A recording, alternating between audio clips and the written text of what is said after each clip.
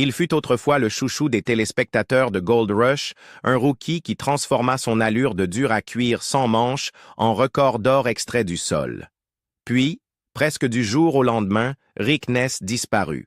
Son visage changea, son équipe se dispersa et des murmures de drogue et de désespoir emplirent le silence.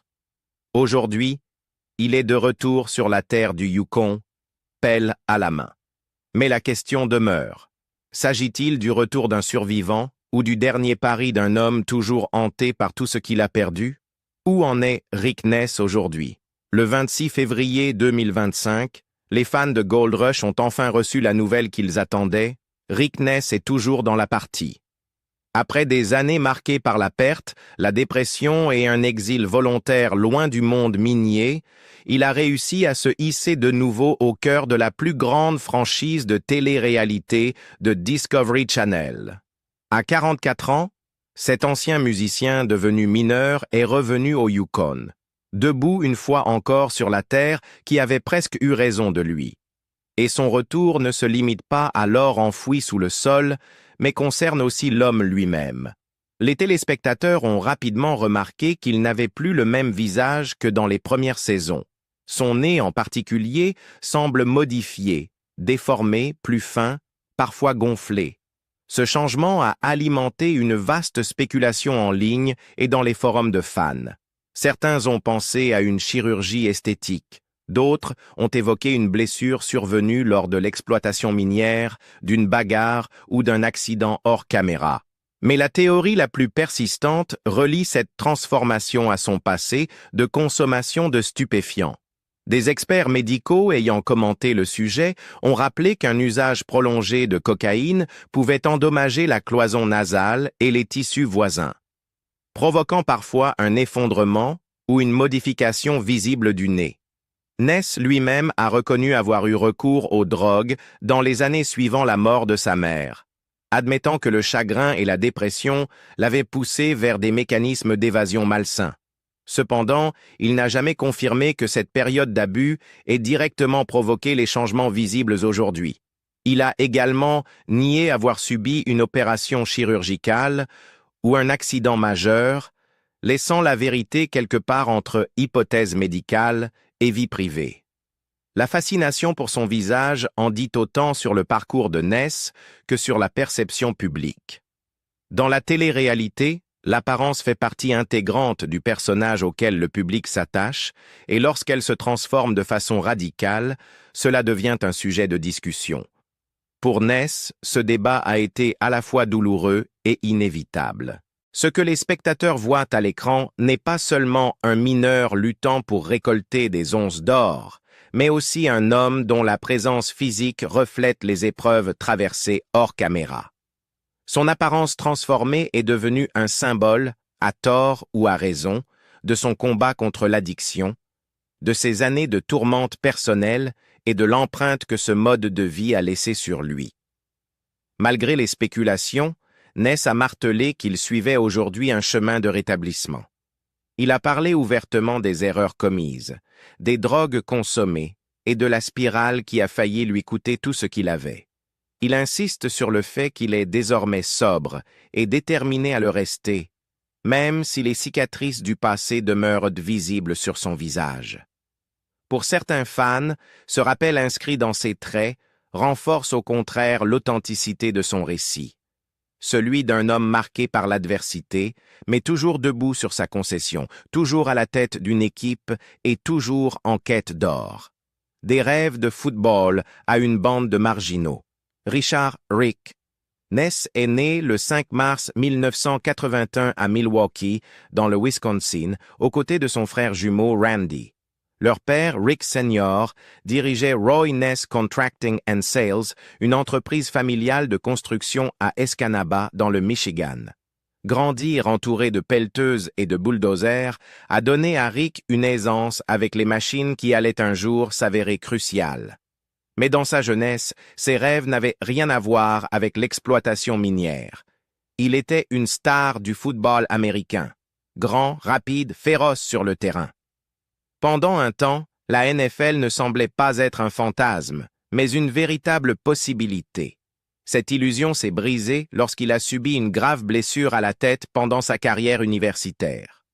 En un instant, le jeu s'était envolé, et avec lui, l'avenir qu'il s'était imaginé. Cette perte le laissa à la dérive. À 22 ans, sans but, il avait besoin de se reconstruire une identité. La musique devint alors son refuge. En 2003, Rick prit une contrebasse et rejoignit un groupe de marginaux de Milwaukee qui se faisait appeler The Point 357 String Band. Ils décrivaient leur style comme du streetgrass, une version brute, nerveuse et énergique du bluegrass, parfaitement en accord avec l'esprit agité de Rick. Avec des albums comme Ghost Town et Fire and Hail, le groupe se forgea un public culte et partit en tournée à travers le monde. Pendant un temps, Ness vécut son rêve rock'n'roll, sillonnant les États-Unis dans une vieille camionnette, jouant dans des clubs enfumés et des festivals déchaînés. Il n'était pas riche, mais il se sentait vivant, porté par le rugissement des foules. Ce chapitre dura près d'une décennie, jusqu'à la dissolution du groupe en 2011. Un concert, toutefois, allait changer sa vie à jamais. Lors de la foire d'État du sud-est de l'Alaska, en 2006, Rick fit la rencontre de Parker Schnabel, un adolescent déjà plongé jusqu'au cou dans l'or. Schnabel se souvint de lui et, des années plus tard, lui proposa un emploi. Les débuts dans Gold Rush. Lorsqu'en 2012, Rick Ness s'envola pour la première fois vers le Yukon afin de rejoindre l'équipe de Parker Schnabel, il n'apportait avec lui aucune expérience minière. Ce qu'il possédait, en revanche, c'était une familiarité avec les engins lourds grâce à l'entreprise de construction de son père, la discipline nécessaire pour travailler de longues heures dans des conditions extrêmes et surtout la volonté d'apprendre vite. Les camps miniers du Yukon sont des environnements impitoyables où l'inexpérience mène presque toujours à l'échec. Pourtant, Rick sut s'y faire une place. En quelques mois à peine, on lui confia la conduite de camions-bennes et d'excavatrices transportant d'énormes charges de gravier orifère à travers la boue, la pluie et les nuits glaciales. Dès la saison 3 de Gold Rush, les téléspectateurs commencèrent à le remarquer. Ses débardeurs sans manches, son humour franc et son énergie brute le démarquaient des autres. Il n'avait pas le style lisse des jeunes recrues, ni la prétention des vétérans. Il travaillait, tout simplement, et le public s'y attachait. Au fil des 6 années suivantes, il devint indispensable à Parker Schnabel jusqu'à occuper le poste rare de contremaître. Parker comptait sur lui pour superviser les opérations pendant qu'il se consacrait à la stratégie et aux finances. Rick était l'homme de terrain, celui qui s'assurait que les machines tournaient et que les équipes avançaient malgré des journées de 16 heures. Cependant, leur dynamique n'était pas sans tension. Parker, réputé pour sa précision et son besoin de contrôle, devait composer avec l'indépendance de Rick, parfois difficile à canaliser. Un moment resté célèbre survint lorsque Rick engagea des ouvriers supplémentaires sans l'aval de Parker, une décision qui coûta 50 000 $. Une telle erreur aurait pu lui coûter sa place. Mais Parker, conscient de son potentiel, lui suggéra plutôt d'envisager de voler de ses propres ailes. À la saison 9, Rick prit ce pari. Avec le soutien de son père et de quelques amis proches, il loua un terrain à Duncan Creek et lança sa propre exploitation. L'entreprise était audacieuse et risquée, car diriger une mine, ce n'est pas seulement creuser, c'est financer des millions de dollars en matériel, motiver une équipe dans des conditions infernales et négocier avec des propriétaires et des sous-traitants exigeant des résultats. Dès le départ, les obstacles s'accumulèrent. Panne d'équipements critiques, tempête paralysant la production, pression constante des dettes. Chaque jour sans or rapprochait un peu plus Rick de la faillite. Puis, au cœur de cette tempête, arriva la percée. Au Shamrock Cut, travaillant aux côtés de son père, Rick mit au jour de l'or grossier et de belles pépites qui justifièrent tous les risques. Les nettoyages furent suffisants non seulement pour couvrir ses frais, mais aussi pour faire taire ceux qui le pensaient dépassé. À la fin de la saison, il avait établi un record. celui de la plus grande quantité d'or extraite par un novice devenu patron de mine dans l'histoire de Gold Rush. Ce moment transforma sa réputation. Rick n'était plus seulement le bras droit de Parker. Il avait prouvé qu'il pouvait diriger et réussir seul. L'histoire résonna profondément chez les fans. Un ancien musicien tatoué, autrefois totalement étranger à l'univers minier, avait tout risqué et réussi à triompher. Mais l'exploitation aurifère n'accorde jamais de répit. Les machines s'usent, les terrains s'épuisent, et une seule mauvaise saison peut inverser la fortune. Pour Rick Ness, le triomphe du Shamrock Cut était bien réel, mais il marquait surtout le début d'un nouveau chapitre. Des attentes plus hautes, des risques plus grands, et des épreuves inédites pour sa résilience comme pour son leadership. La perte d'une mère, l'effondrement d'un fils. En mars 2018, la mère de Rick, Judy Marie Bedard, perdit sa bataille contre un cancer du cerveau à seulement 55 ans. Pour Rick, la perte fut un séisme. Judy avait toujours été bien plus qu'une simple mère, elle était sa confidente, son ancre stable à travers des années d'errance, du football à la musique, puis au monde minier. Elle fut aussi sa plus fervente supportrice, vantant sans cesse les succès de son fils dans Gold Rush et lui rappelant la force et la résilience qu'elle voyait en lui. L'impact fut immédiat et profond. Devant les caméras, Rick tenta de continuer à assumer son rôle de patron de mine et de chef d'équipe. Mais hors champ, il luttait en silence. Il avouera plus tard avoir sombré dans une profonde dépression qu'il ne comprenait pas et ne savait pas comment affronter. Le simple fait d'entrer dans la maison de sa mère était devenu insupportable. Les pièces semblaient hantées par son absence, saturées de souvenirs de conversations qu'il n'aurait plus jamais. Rick se tourna vers les narcotiques pour faire face, s'auto-médiquant afin d'émousser la douleur de la perte et la pression constante de son exploitation minière. Ce qui avait commencé comme une échappatoire devint rapidement une béquille. Les fans remarquèrent presque aussitôt ce changement. Sa carrure autrefois robuste paraissait amaigrie, son visage creusé, son nez transformé, alimentant d'innombrables spéculations en ligne. Les rumeurs allaient de la consommation de drogue à des bagarres, en passant par la chirurgie esthétique ou des accidents miniers passés sous silence. Les caméras de Discovery, expertes pour capturer les pannes mécaniques et les disputes liées aux concessions, ne pouvaient pas toujours révéler les combats intérieurs dans le regard de Rick. Il apparaissait encore à l'écran, tentant de diriger ses équipes et de chercher de l'or, mais le poids du chagrin était impossible à dissimuler. Lorsque Gold Rush atteignit sa 13e saison, il prit la décision de se retirer complètement. Son absence laissa un vide visible dans l'émission, et les fans se demandèrent à voix haute s'ils ne l'avaient pas vu pour la dernière fois. Pour beaucoup, il semblait que la mort de Judy avait emporté non seulement sa mère, mais avait aussi, en silence, mis fin à sa carrière. Au plus bas est la longue remontée.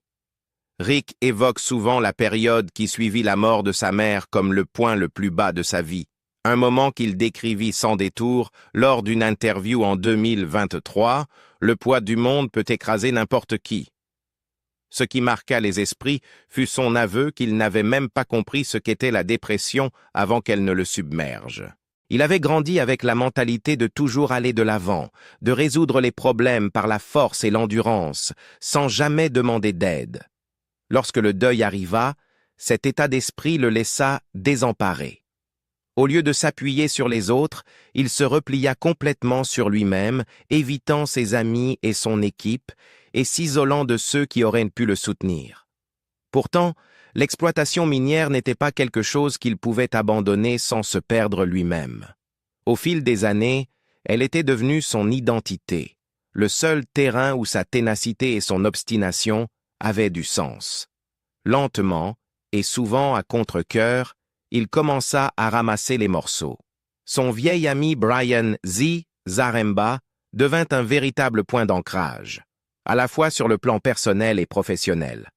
Ness le convainquit de rejoindre l'équipe, même si Z avait déjà une famille et une carrière bien à lui.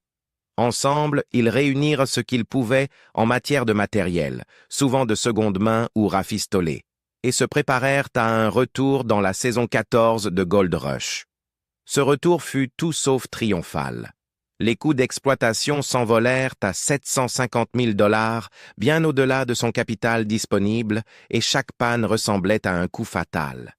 Sans les énormes réserves financières de Tony Beats ou l'envergure de Parker Schnabel, Ness dut se débrouiller avec moins de main-d'œuvre et du matériel vieillissant. Ce qui aurait dû être des semaines de production régulière se transforma en un cycle de retard, de bricolage et d'arrêts coûteux. Pourtant, il réussit à extraire suffisamment d'or pour garder les lumières allumées et payer son équipe. Les chiffres n'étaient pas spectaculaires, mais le simple fait d'avoir tenu bon avait valeur de victoire. Sa seule présence de nouveau au Yukon envoyait un message clair. Il n'avait pas dit son dernier mot. La saison 15 repoussa encore ses limites. Déterminé à regagner son statut, Rick paria gros sur le site de Vegas Valley, investissant près d'1 million de dollars et des semaines de travail exténuants. Mais le pari montra vite ses failles. Monster Red, son emblématique laverie, tomba en panne aux moments les plus critiques, forçant des arrêts. Le moral de l'équipe s'effondra et les tensions dégénérèrent en conflit ouvert entre Rick et son contremaître. L'opération semblait au bord de la rupture. Puis, au moment où la situation paraissait ne pas pouvoir empirer, Z revint renforcer l'équipe, mais apporta une nouvelle dévastatrice. Sa femme Chelsea avait été diagnostiquée avec 2 formes de cancer à seulement 33 ans. Ce contraste entre espoir et tragédie marqua toute la saison. Même lorsque Rick réussit à arracher près de 1000 onces d'or, valant plusieurs millions sur le marché, la menace des aléas extérieurs restait pesante. Il devait encore affronter des litiges avec les propriétaires de terrains et des retards dans l'obtention de permis d'eau essentiels, chacun de ces obstacles pouvant réduire à néant ses progrès. À mi-saison, les fans voyaient un mineur à la fois épuisé et inflexible, un homme portant des cicatrices aussi bien personnelles que financières. Rick Ness avait réintégré l'arène de Gold Rush, mais chaque jour au Yukon restait une épreuve. Savoir si sa résilience pourrait résister à la mécanique implacable d'une profession qui dévore les faibles et punit les audacieux. Vie personnelle, amour, rumeurs et chagrin. La vie personnelle de Rick a souvent reflété la volatilité de son parcours professionnel, marqué par des sommets de dévouement et des bas de scrutin public. Sa relation avec Liz Marie, une infirmière originaire du Wisconsin, est devenue l'un des aspects les plus commentés de sa vie hors écran. Leur lien a oscillé entre proximité et éloignement, souvent exposé aux yeux des fans à travers les réseaux sociaux. Par moments, Rick la décrivait comme sa future épouse, partageant des publications affectueuses qui laissaient entrevoir une stabilité et un engagement à long terme.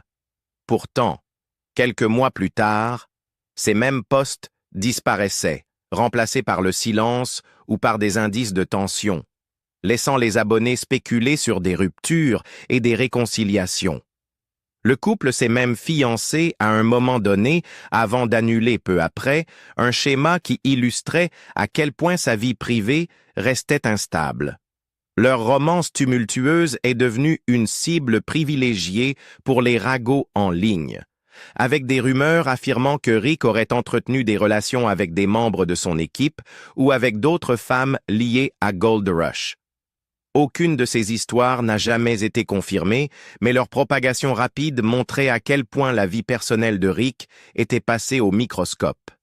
La télé-réalité brouille souvent la frontière entre divertissement et réalité, et pour Rick, chaque photo, chaque absence, chaque légende énigmatique alimentait de nouvelles spéculations. Puis, en octobre 2024, Rick et Liz furent confrontés à une autre forme de chagrin. Non pas une rumeur, mais une perte irréfutable. Ils annoncèrent que Ruby, la chienne bien-aimée de Rick, s'était éteinte à l'âge de 19 ans. Pour la plupart des fans, Ruby n'était pas seulement un animal de compagnie, mais un symbole. Elle appartenait autrefois à la mère défunte de Rick, Judy, et après sa disparition en 2018, Ruby était devenue le dernier lien vivant avec elle. La chienne avait été une présence constante dans ses années les plus sombres, l'accompagnant jusque dans les camps miniers et lui tenant compagnie durant ses longues périodes d'isolement. Rick s'est exprimé publiquement sur cette perte. Ça fait mal, mais je suis tellement reconnaissant pour les 19 années qu'elle a partagées avec moi. Cette déclaration résumait la dualité de son deuil, une profonde tristesse adoucie par la gratitude. Pour les fans qui suivaient son parcours depuis la mort de Judy, la disparition de Ruby résonna comme un nouveau coup cruel dans une vie déjà marquée par la tragédie. La richesse au milieu du chaos. Malgré les chagrins et les revers, Rick Ness s'est construit une situation financière que beaucoup jugeraient enviable, même si dans son cas, elle a été durement acquise plutôt que réellement sécurisée. Sa fortune nette, estimée à environ 3 millions de dollars, est le fruit de deux sources de revenus aussi contrastées que précaires: les résultats imprévisibles de l'exploitation aurifère et les cachets plus réguliers liés à son rôle dans Gold Rush sur Discovery Channel. Selon les estimations, Ness gagnerait environ 25 000 $ par épisode, une somme qui s'accumule rapidement au fil d'une saison et qui lui offre un certain coussin face à l'incertitude des résultats miniers. Comparé aux géants de la série, Parker Schnabel avec environ 10 millions et Tony Beats avoisinant les 15 millions, Ness paraît modeste. Pourtant, la comparaison est trompeuse. Schnabel a hérité non seulement du savoir-faire, mais aussi des infrastructures de sa famille, tandis que Beats a eu des décennies pour bâtir son empire. Ness, lui, est arrivé tard dans le monde minier, sans ressources générationnelles ni concessions familiales sur laquelle s'appuyer. Ce parcours l'a forcé à prendre d'énormes risques. Ness a souvent misé des saisons entières sur des terrains au potentiel incertain, risquant des millions en machines, en carburant et en main-d'œuvre, contre la possibilité de trouver assez de gravier aurifère pour simplement rentrer dans ses frais.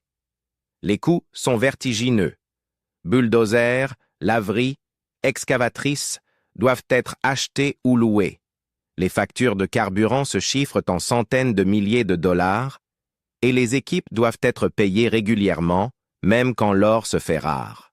Une seule mauvaise décision, un terrain peu rentable, des pannes prolongées ou des retards dans l'obtention de licences, peut anéantir les bénéfices d'une saison entière. L'exemple le plus frappant de ce risque financier fut la vente de la maison de sa mère décédée afin de lever des fonds pour acheter du matériel et payer son équipe. Ce fut à la fois un sacrifice profondément personnel et financier, un choix révélant à quel point il s'était approché du gouffre. Plus qu'un symbole de stabilité, sa fortune est l'expression d'une survie arrachée de haute lutte. Chaque once d'or nettoyée devant les caméras se traduit par la possibilité de repousser ses créanciers et de financer une saison supplémentaire. Cette relation précaire à l'argent a défini sa présence dans Gold Rush. Contrairement à certains de ses pairs qui opèrent désormais avec d'immenses réserves et plusieurs concessions, Rick Ness évolue souvent sur le fil du rasoir, à une mauvaise saison de la ruine. Les 3 millions attachés à son nom ne reflètent donc pas un confort, mais l'effort incessant nécessaire pour rester à flot dans une industrie où les fortunes disparaissent aussi vite qu'elles apparaissent. C'est un rappel que pour Ness, le succès financier n'a jamais été synonyme de luxe ou de facilité, mais de persévérance, de résilience et de la capacité à continuer à creuser alors que tout semble lui dire d'arrêter. La vie de Rick Ness n'a pas été faite de victoires éclatantes, mais de son refus de rester à terre lorsque tout s'effondre autour de lui. Le Yukon ne cessera sans doute jamais de le mettre à l'épreuve, mais sa résilience le ramène encore et toujours dans l'arène. Pensez-vous que la seule résilience suffira à maintenir Rick dans la course ou doit-il changer d'approche pour survivre sur le long terme?